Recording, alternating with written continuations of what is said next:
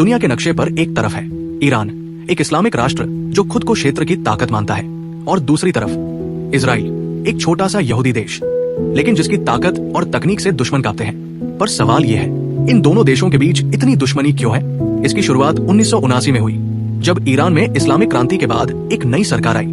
उसके बाद से ही ईरान ने इजराइल को कब्जा करने वाला देश मान लिया, और यहाँ से शुरू हुई एक आदर्शवादी जंग, जिसमें ईरान का मकसद है इजराइल को मिटाना।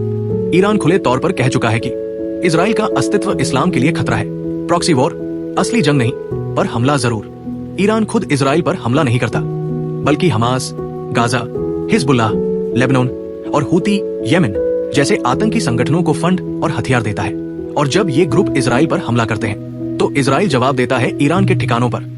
इसे कहा जाता है शैडो वॉर या छाया युद्ध, जो हो रहा है लेकिन खुलकर कोई नहीं मानता।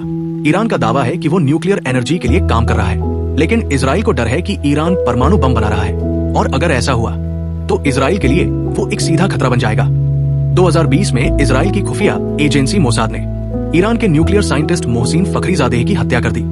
इससे पूरी दुनिया को इशारा मिला, इजराइल किसी भी कीमत पर ईरान को न्यूक्लियर हथियार नहीं बनाने देगा।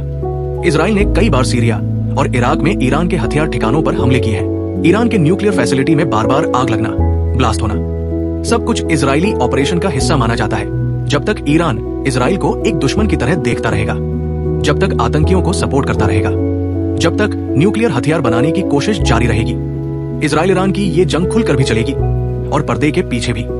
ये सिर्फ दो देशों की लड़ाई नहीं, बल्कि भविष्य के सबसे खतरनाक युद्ध की आहट है। अगर आपको ये जानकारी उपयोगी लगी तो वीडियो को लाइक करें और चैनल को सब्सक्राइब करें। जय हिंद।